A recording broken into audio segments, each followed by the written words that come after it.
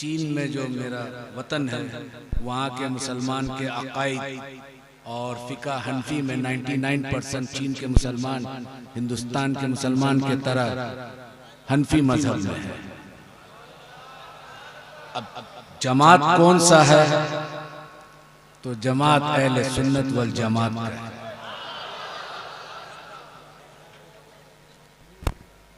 आज से 250 साल पहले 4 बुजुर्ग हिंदुस्तान आए थे चीन से।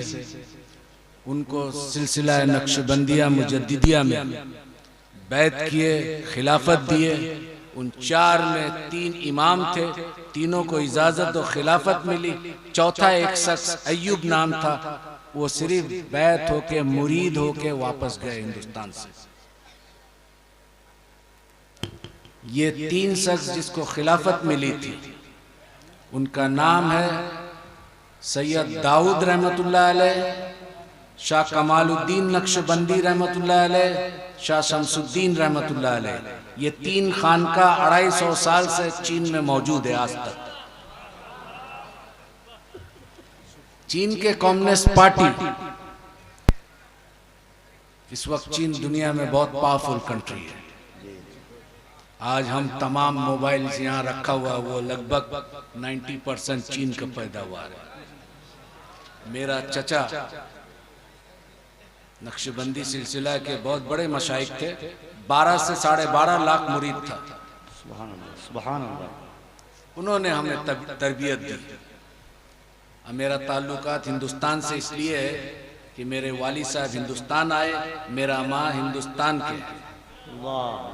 मेरी तालीम चाइना में हुई। जब तमाम तालीम खत्म हो गया, ग्रेजुएशन हो गया चाइनीज जबान में, तो मेरा वाली साहब कहे कि क्या बनना चाहते हो, डॉक्टर, इंजीनियर। तो हमने कहा कि हमारे आबो अजदाद क्या थे। हम अपने दादा के बारे में ज़्यादा जानकारी नहीं था। बोले हम सब नक्शबंदी सिलसिला के थे।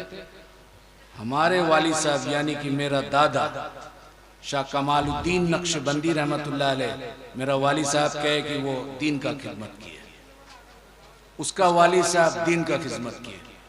तो हमने कहा कि जब इस खानदान से हम बिलोंग करते हैं तो फिर हमें दुनियावी तालीम क्यों दी, दीनी तालीम किसी मदरसा में देना चाहिए था।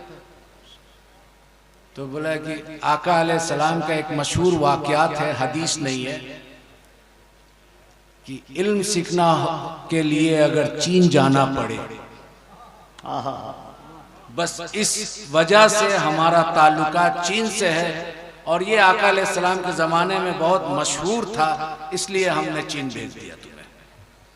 बहरहाल तब मेरा शौक और ज़ौक़ इमाम रब्बानी मुजद्दिद अफ़सानी रहमतुल्लाह अलैह पे हुआ कि सिलसिला नक्शबंदी मुजद्दिदी का बानी जो है इमाम रब्बानी मुजद्दिद अफ़सानी रहमतुल्लाह अलैह।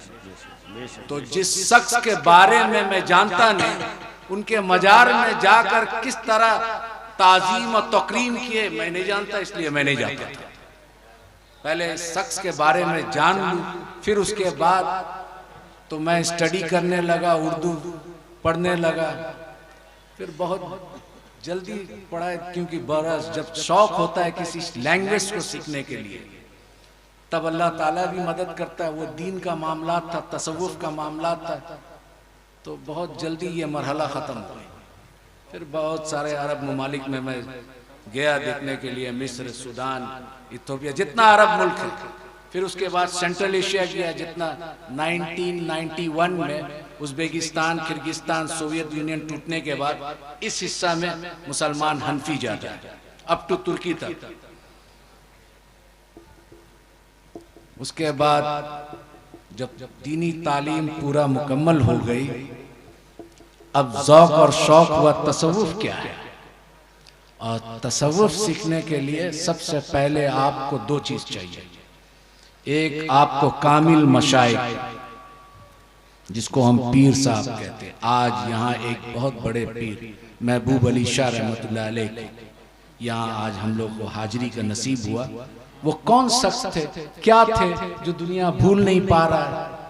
वो पूरी जिंदगी तसव्वुफ़ के बुजुर्ग थे।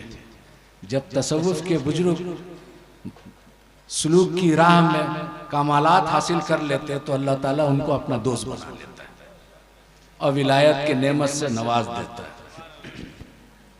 तो उन्हीं के एक ज़ौक और शौक और एक रूहानी निस्बत हमें यहाँ खींच के लेके आई। मेरा मादरी जबान चाइनीज है। अब चीन के बारे में थोड़ा मैं जानकारी दे दूं।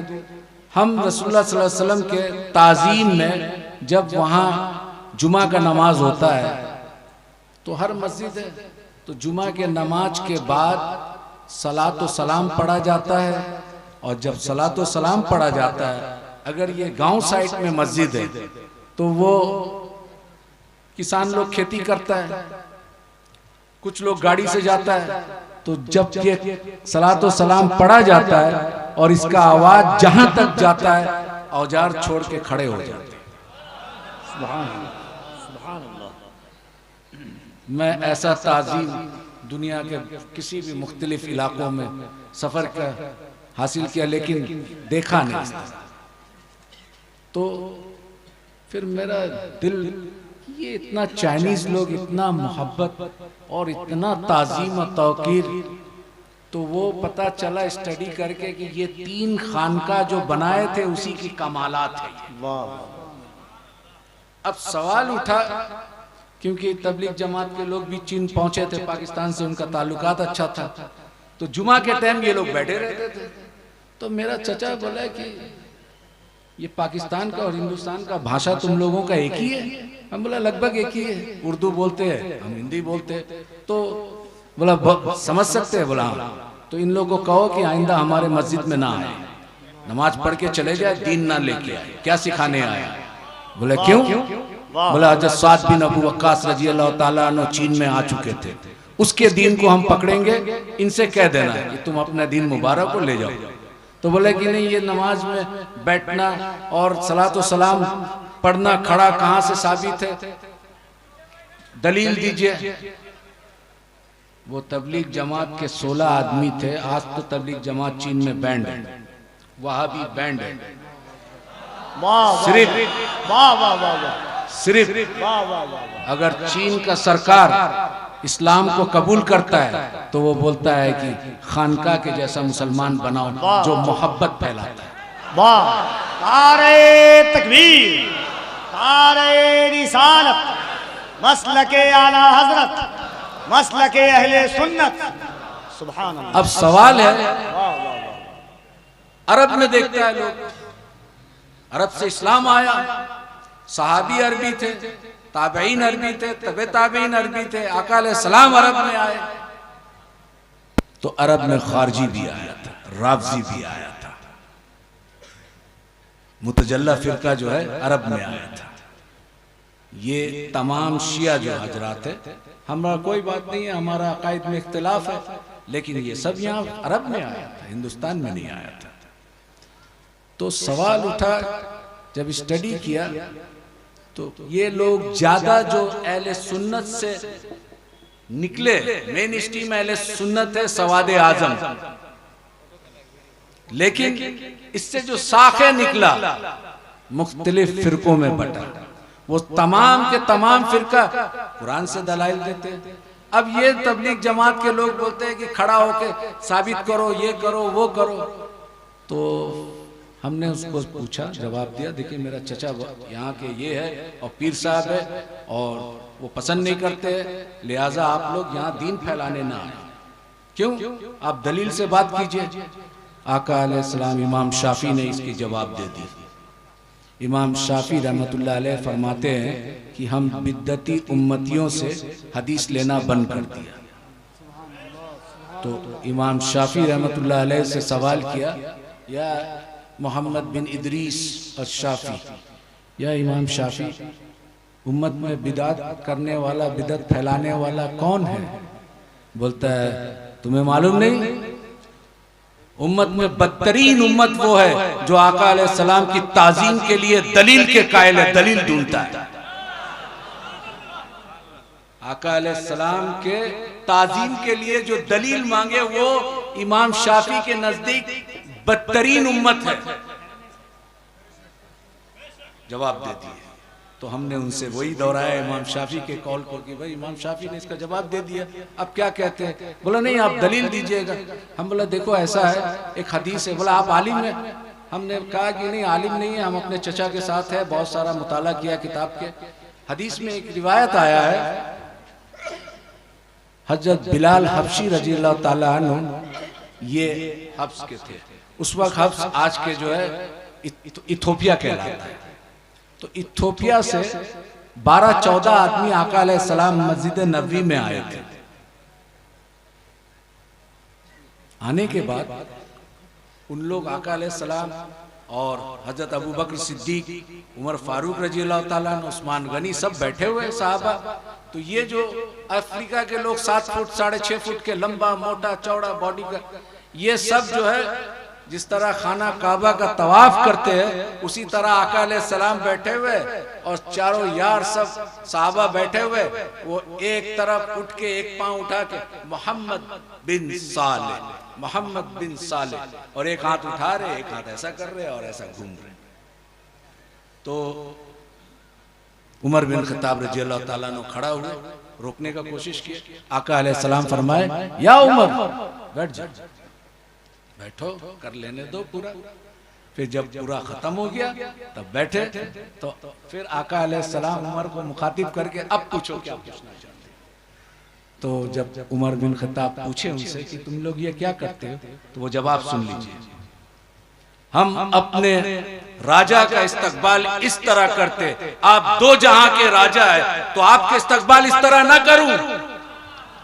वो अजमी थे, अरबी नहीं थे। तो हदीस में आया ये रिवायत। 12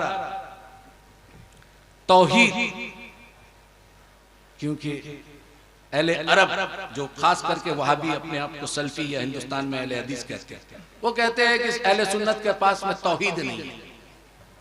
हमारे बुजुर्गाने दीन जो गुजर के आए ये सब तौहीद के उस मकाम पे पहुंचे जहां पर तौहीद के मार्फत, अल्लाह की मार्फत हासिल कर ली। तुम जो तौहीद का बयान करते हो, वसीला को मानते नहीं हो, तो उस पर थोड़ा डिबेट हुआ हमसे। तो हमने कहा कि देखो खुदा मत बनो। बोला हम खुदा कैसे बनते, माज़अल्लाह अस्तगफिरुल्लाह। हम बोला वो रब्ब जल जलाल होकर अपने तौहीद को बयान करता है तो क्या कहता है, कुल हुवल्लाहु अहद।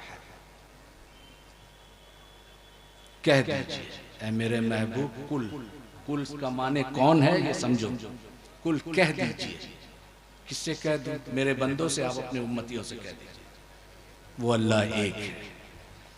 तो अल्लाह रब्बुल इज्जत अपने तौहीद को बयान कर रहे वसीला रिसालत से, और तुम बंदा होकर वसीला रिसालत को हटा के खुदा की तरफ पहुंचना चाहते हो। ये तो नामुमकिन है, ये तो खुदा का सुन्नत भी नहीं है।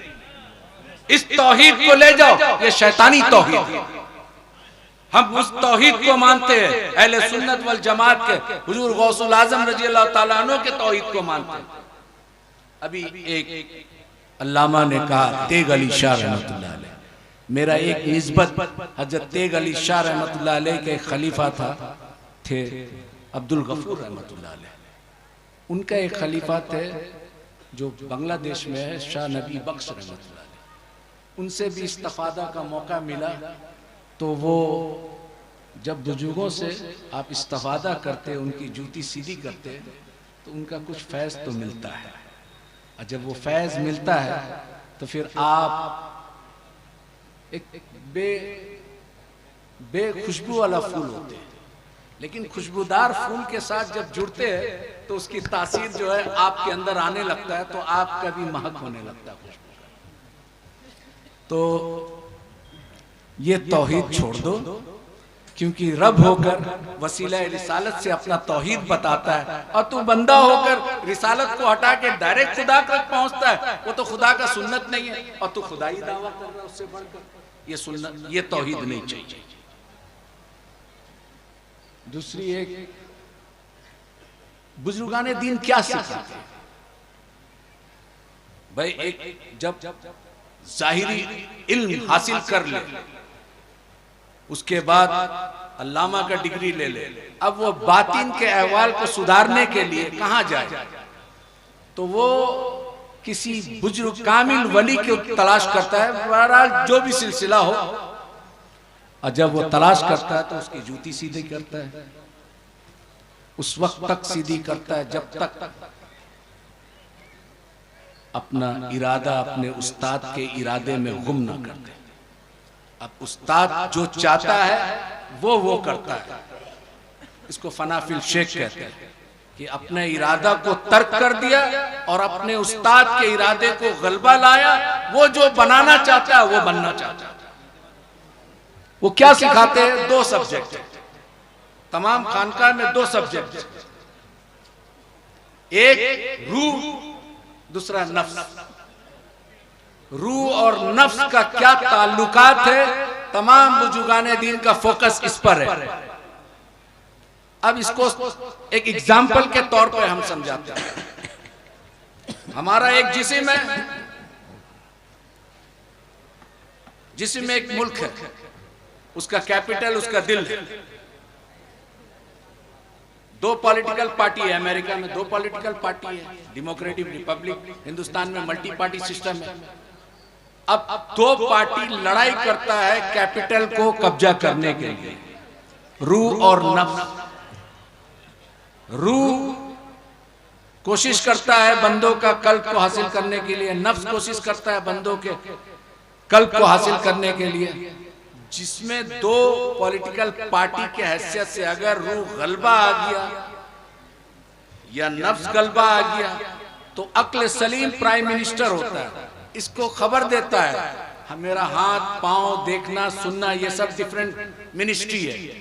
तो जब नफ्स गलबा पा लेता है और पूरा इसका कल्ब पे नफ्स का गलबा हो जाता है तो इसको बुजुर्गाने दीन इस दिल को कहते हैं कल्ब जुल्मानी, क्योंकि नफ्स का गलबा हो गया, रूह इसका कमजोर है। सूफी क्या कहते हैं? उनको तस्किया नफ्स के वजह से उसकी नफ्स को कमजोर करते हैं और रूह के ताबे कर देते हैं। जब नफ्स गलबा पा लेता है, कल्ब को कब्जा कर लेता है और अक्ल सलीम को कहता है कि मुल्क में अब मेरा जीत हो गई, अब ये वो सुनेगा जो नफ्स चाहेगा, तो गुनाह करता है। और उसके ऑपोजिट में नफ्स हार जाए, कमजोर हो जाए, रूह गलबा पा ले। और रूह जब गलबा पाता है तो रूह तो जमीन का चीज नहीं है, रूह अरवा से आया, अल्लाह से वादा करके आया। अलस्तु रब्बी कालू बला, उसको पूरा करके जाना है, जिस्म को लेके जाना है। तो जब रूह कब्जा कर लेता है कैपिटल को तो उसका पूरा जिस्मानी, उसका डिफरेंट पार्ट्स ऑफ मिनिस्ट्री, वो तमाम वो काम करता है जिससे रूह को सुकून मिलता है। उसको सूफिया कहते हैं कि इस बंदे का कल्ब रूहानी। ये है खानकाई निजाम, ये सिखाते हैं तस्फिया कल्ब। अब तीसरा एक है और इसी पर मेरा तकरीर खत्म कर दूंगा।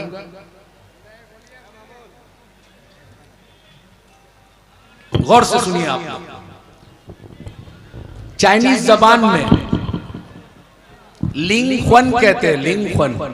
अज़ीज़ मिल्लत इस्लामिया शहज़ादे गौसे आज़म औलादे रसूल हुज़ूर सैयदी शबाहत मियां साहब क़िबला की आमद है। इस्तक़बाल कर लें पूरा मजमा दिल लगाकर। नारे तकबीर, और ज़रा बुलंद आवाज़ से नारे तकबीर, नारे रिसालत। हुज़ूर सैयदी शबाहत मियां साहब क़िबला फैज़ाने औलिया कॉन्फ्रेंस उनसे हज़रत दाता महबूब शाह। नारे तकबीर, नारे रिसालत।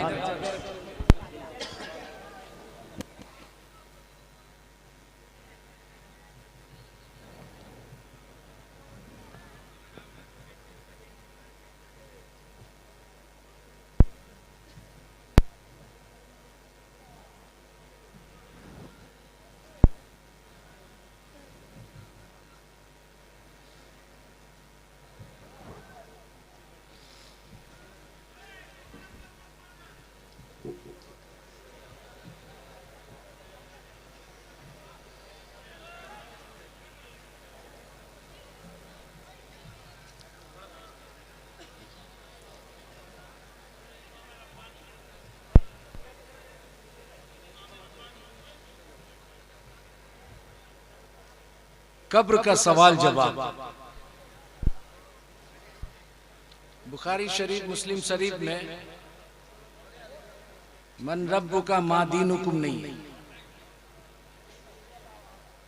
मा कुंतुम तकूनु फी हाजल रुजुल हुआ मुहम्मदुर रसूलुल्लाह सल्लल्लाहु अलैहि वसल्लम।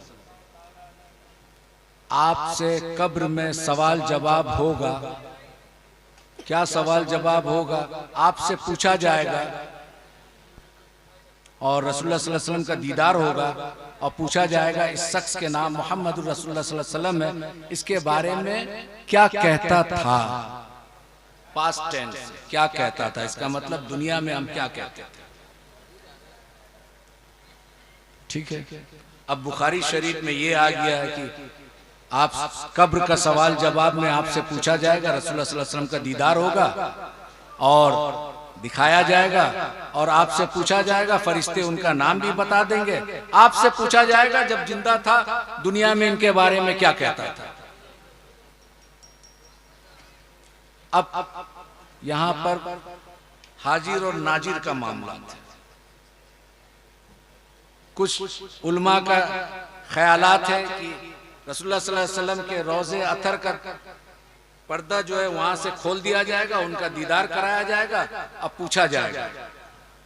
कुछ का ऐसा ख्याल है, कुछ का है कि दीदार नसीब होगा, कब्र में दीदार मुस्तफ़ा सल्लल्लाहु अलैहि वसल्लम का दीदार होगा और आपको नाम बता के फरिश्ते पूछेंगे क्या कहता था। ठीक है। अब ये अमीरुल मोमिनीन फिल हदीस इमाम बुखारी रहमतुल्लाह अलैह। अब हम पूछते हैं कि रसूलुल्लाह सल्लल्लाहु अलैहि वसल्लम अभी मदीना मुनव्वरा में मौजूद है और यमन में, मक्का में सहाबा वफात पा गए, उनको दफन कर दिया गया। तो यही सवाल अगर है तो आका अलैहिस्सलाम तो अभी दुनिया में मौजूद है, फिर किसको दिखाया जा रहा है कब्र में? अभी मौजूद है दुनिया में, मदीना मुनव्वरा में।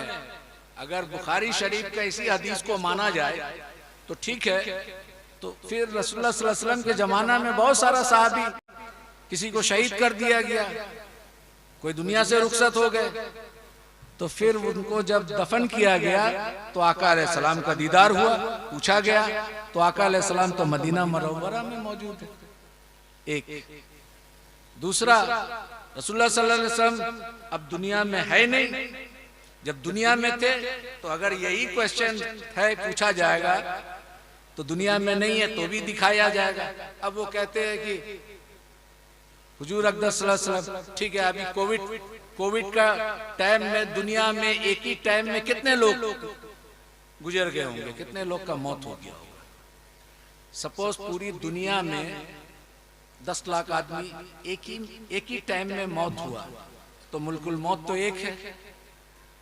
भाई मुल्कुल मौत का ताकत ये मानते हो कि एट अ टाइम, एक ही मिनट, एक सेकंड में 10 लाख आदमी को पूरी दुनिया से मौत का फरिश्ता रूह कब्ज कर सकता है।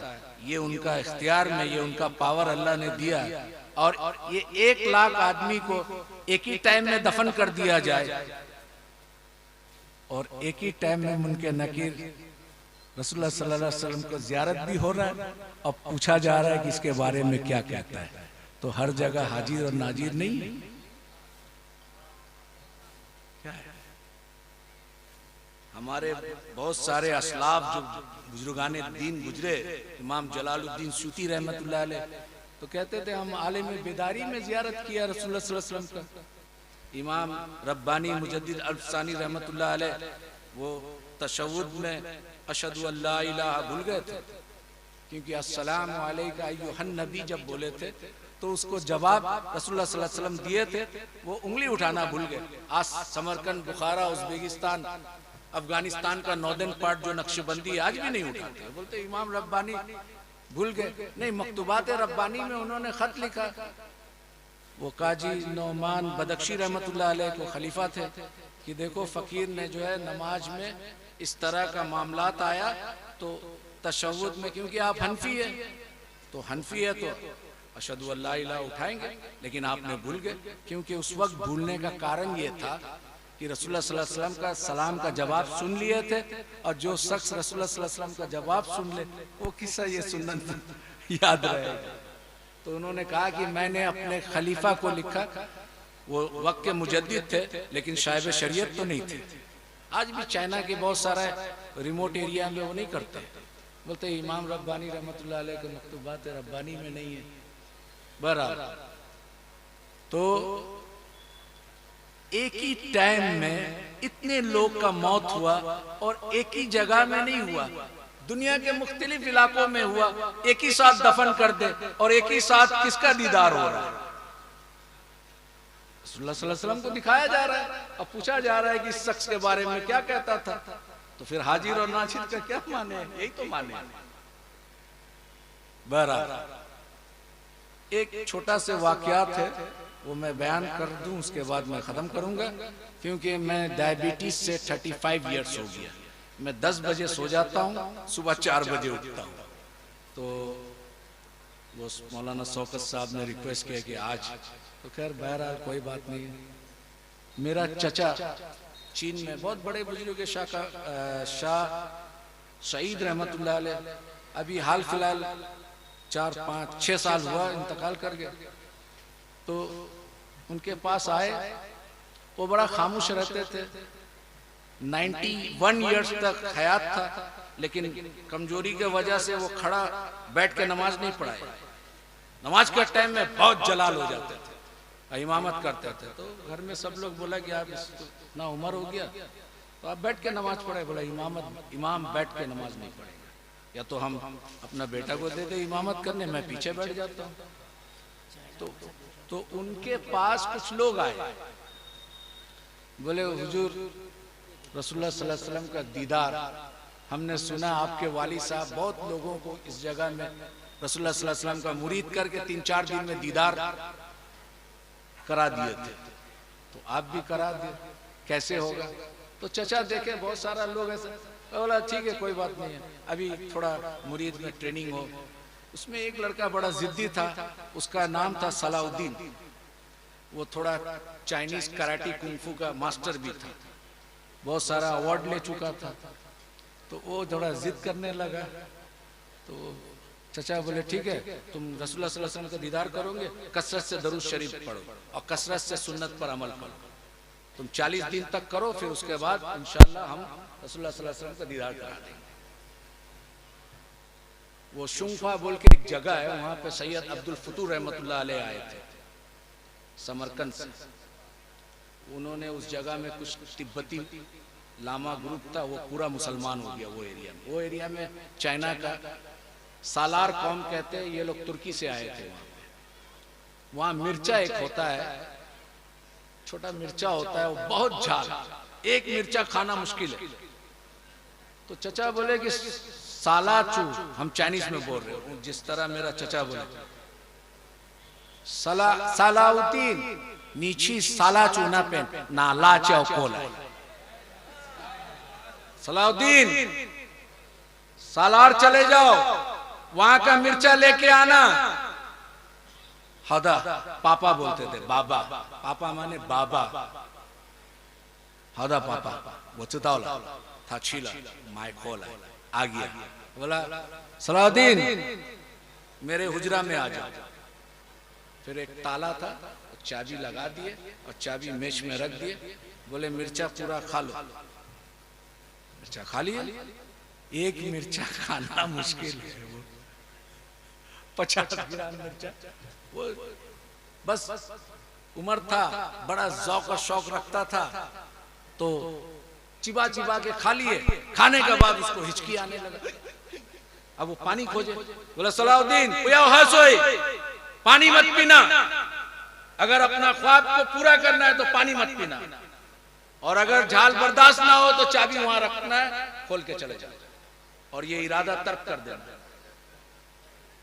ठीक है, अब वो परेशान, इधर छपक इधर ये उधर वो, अब थूक निकाल रहा है मुख से और थूक में जबान को लगा रहा है, लहर रहा है।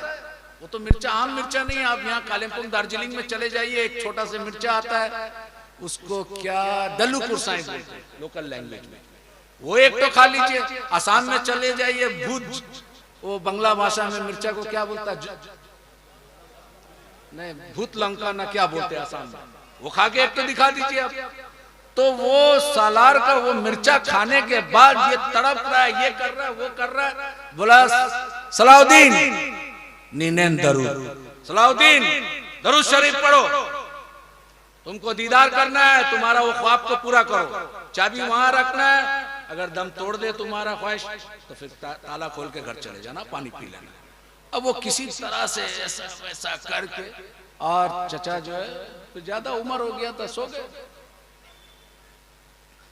अब पानी भी सामने रखा हुआ है, पानी सामने है, पीना है नहीं पीना है।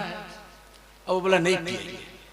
किसी तरह से फजीर का टाइम में चचा उठते तहज्जुद के लिए, तो देखा ये अभी भी वैसे ही है, थोड़ा देर के लिए उसका नींद लग गया। जब चचा उठे, आवाज आया वजू करने का, तो वो उठे, सोचे कि हम पानी लेके आएंगे और थोड़ा मुख में डाल लेंगे। तो जल्दी से चचा का पानी लेके आए लोटा में, और बोले कि मैं भी वजू कर लूं ताकि पानी मुख में चले जाए। तो बोला बेशक तुम मेरे लिए पानी लाए, लेकिन तुम अभी वजू मत करना। मैं क्यों? बोला तुम अभी तहज्जुद तो पढ़ोगे नहीं।